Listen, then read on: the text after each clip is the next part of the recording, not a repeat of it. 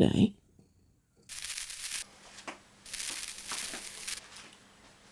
Morning. Well, it's been pretty hot lately. Last weekend, we actually ended up going to the beach and having a swim, which was a great way to cool down. But it's another Saturday morning, and that means writing time. So, in regards to the novel, my sci-fi retelling of Swiss Family Robinson. You remember that last week I spent some time really digging in to the core elements of my main character's internal conflict. This week I'm going to start looking at the overall story structure. And then after that I should probably spend some time getting back into the revisions for Jewel of the Stars Book 4.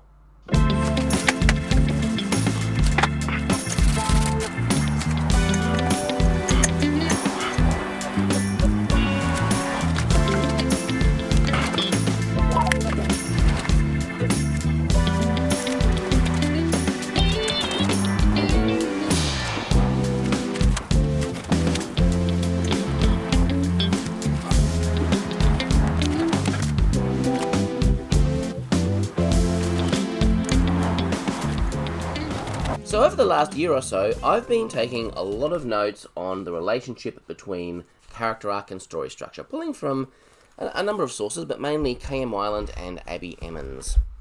So it's time for me to have a look at each of these elements in turn and fill in what I definitely know and think a little more about what I'm still deciding.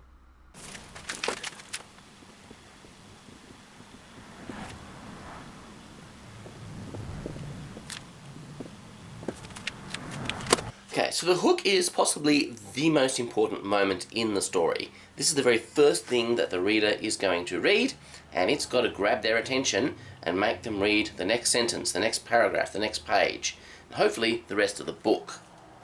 So it's a pretty powerful moment, and it's got to be done really well.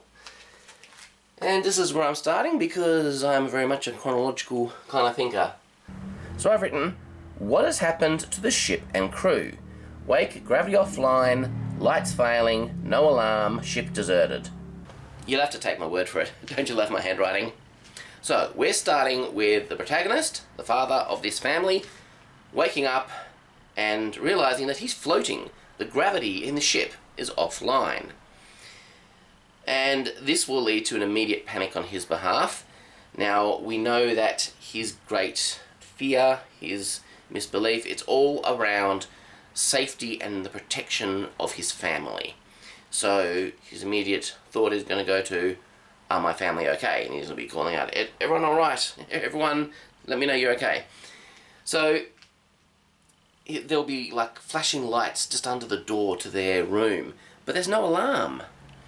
And they're going to go and find that the ship is completely deserted. The life pods are all gone, everyone's left. They didn't get woken because the alarm in their room didn't go off. Why not? Where is everyone? What has happened to the ship? Where are the crew? This is raising a lot of questions, and this is tying very much in to the protagonist's fear. That's making it very personal for him, which is what the hook needs to do. So, I think it's a strong start. Now, what it may not be doing quite as well as it should is setting up what's called the normal world of the story. This is the character's normal life, before the story starts, before the conflict begins, all of that.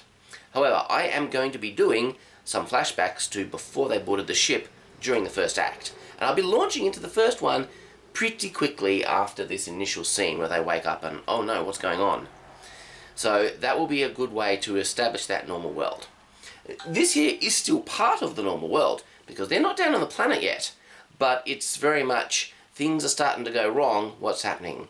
This really is setting up and the beginning of the external conflict of the story.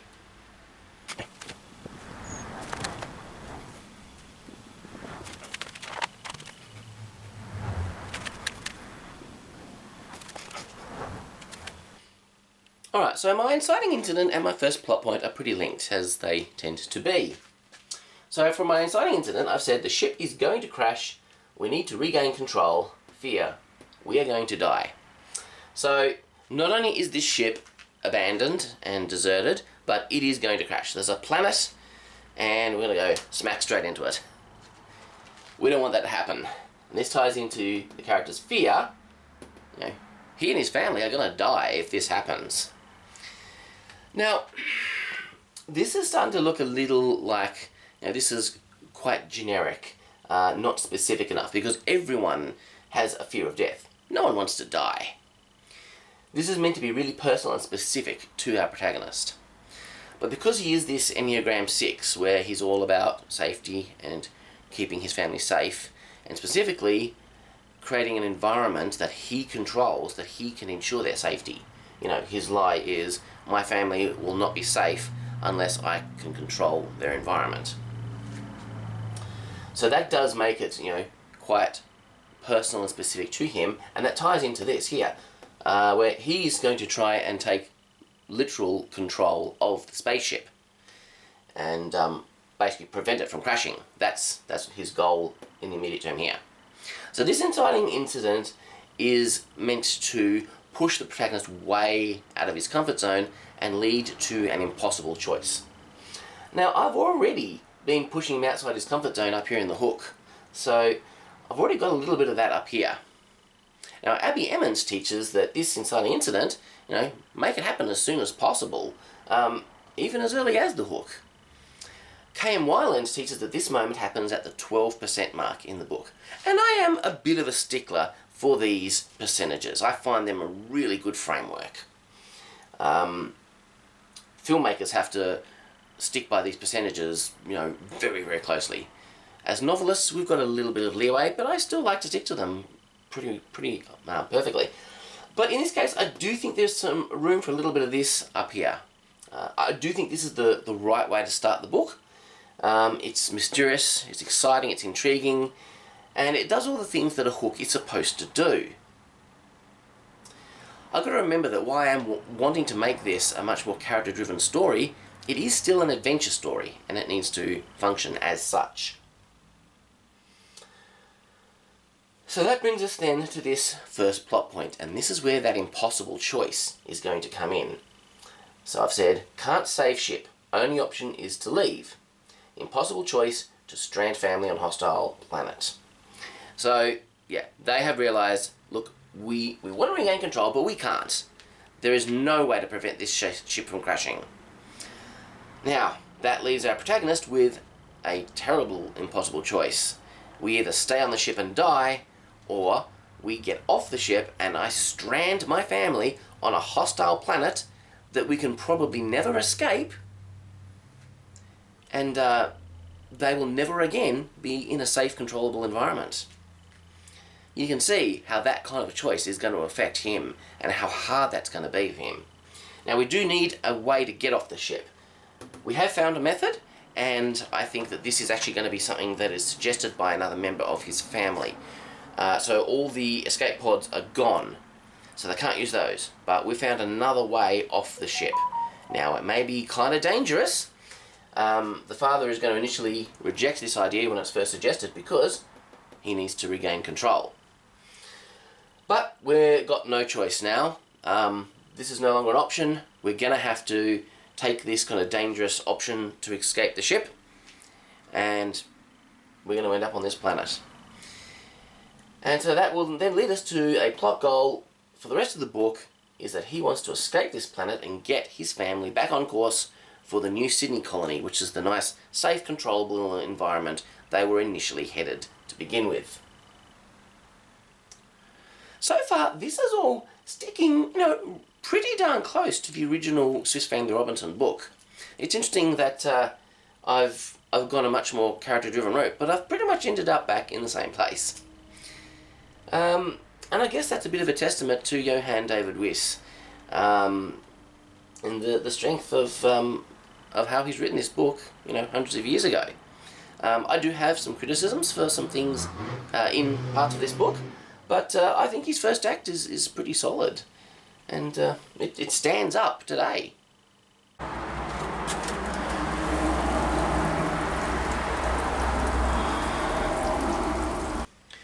Okay, let me just quickly cover the pinch and the midpoint, and I think that might be enough for today. So the pinch point is where the antagonist kind of flexes its muscles a bit and pushes back against a character. Now, at this point in the story, our antagonist is basically the planet. It's a very hostile place. Which is not to say that I'm not going to have an actual human villain in this story. I've got some interesting ideas for the climax, which is going to be foreshadowed up here at the beginning. But at the moment, it is all about the planet. And I'm probably going to have, a few little pinches throughout this next act. One that I definitely already have in mind is what I'm calling the beach attack. They'll spend their first night on the beach, and they're going to be attacked by some alien creatures, which is going to lead them to the immediate decision: we need to build a treehouse to keep ourselves safe.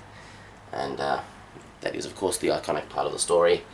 So that's one that is going to happen fairly early in this second act, but there will probably be some others.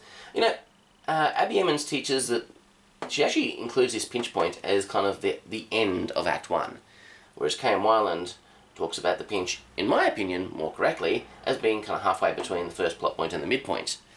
But the thing is, I'm probably, again, going to end up kind of following both of those. I'm going to have my quite early pinch, but I'm probably going to have another pinch at the actual percentage point here. So, the planet's going to be pushing back a lot against them during this first act.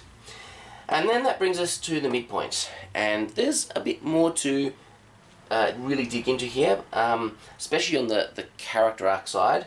But as far as the external plot is concerned, this, I think, is when the character Jenny is going to show up. I think in the original book she shows up a lot later than this, but there is a character in the original book. Her name is Jenny. They find her. She's another person stranded on this island. So I'm probably not going to use the name Jenny, but the equivalent character is going to appear in the midpoint. They're going to find her, come to the realization that they're not the only ones on this planet. There are other survivors, and that's going to lead to all sorts of interesting things in the second half of the book, which is where I think I'm really going to stray a lot further from the original. The first half of this book is going to be a lot closer to Weiss's original work. The second half is where I'm going to go a little crazy. So, I think this is enough for today. I think it's time for me now to spend some time doing some revisions on Duel of the Stars. The second half of the book is not as clear-cut in my head yet. It still needs to percolate. I need to think a bit more. I have ideas, but they're not yet fully formed.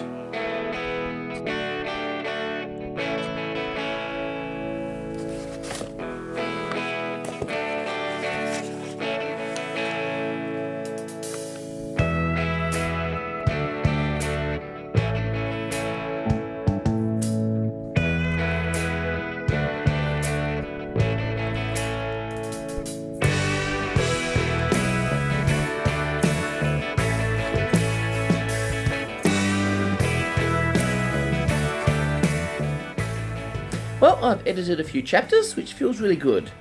Now the plan is to go have some lunch in town and go to a bookshop which we've never visited before, because we have some gift vouchers to spend there from Christmas. Should be pretty cool.